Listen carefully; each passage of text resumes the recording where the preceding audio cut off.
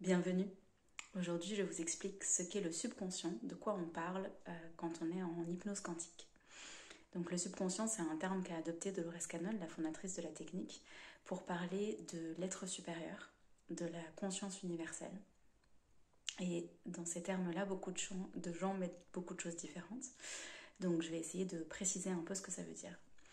Le fond du fond, c'est qu'on est chacun en fait des êtres de lumière incarnés dans nos corps physiques et qui avons un petit être, celui qui est limité par notre corps physique, et un grand être, donc la partie de nous, l'être supérieur, qui est illimité justement.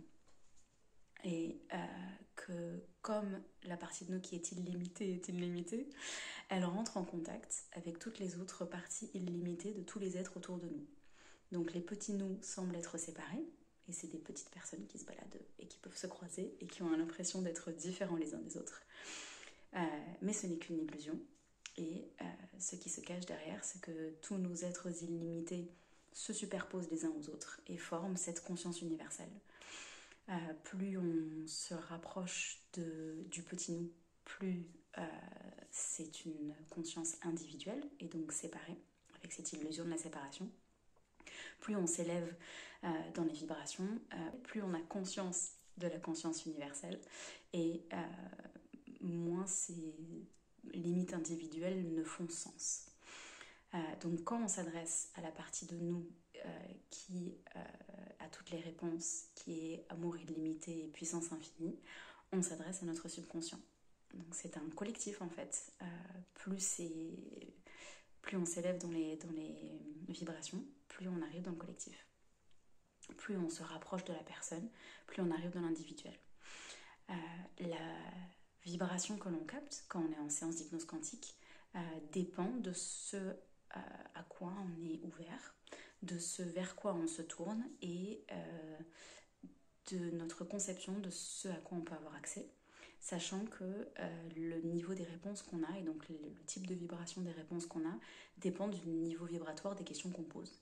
Donc des personnes qui n'auraient aucune conscience de cette notion d'esprit supérieur ou d'union de tous les êtres à un certain niveau, sur une certaine vibration, et qui viennent faire de l'hypnose quantique pour avoir leurs réponses et pour dépasser certaines problématiques sans avoir absolument aucune croyance spirituelle, etc., vont avoir ce niveau de réponse-là.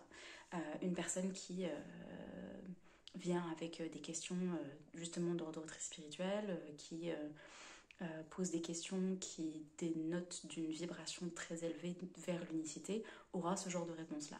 Donc ce qui est parfait dans cette technique d'hypnose, c'est que la voix de votre subconscient à laquelle on s'adresse quand on pose les questions, la réponse que vous aurez sera parfaitement adaptée à vous, à ce que vous avez envie, besoin d'entendre et aux questions que vous posez.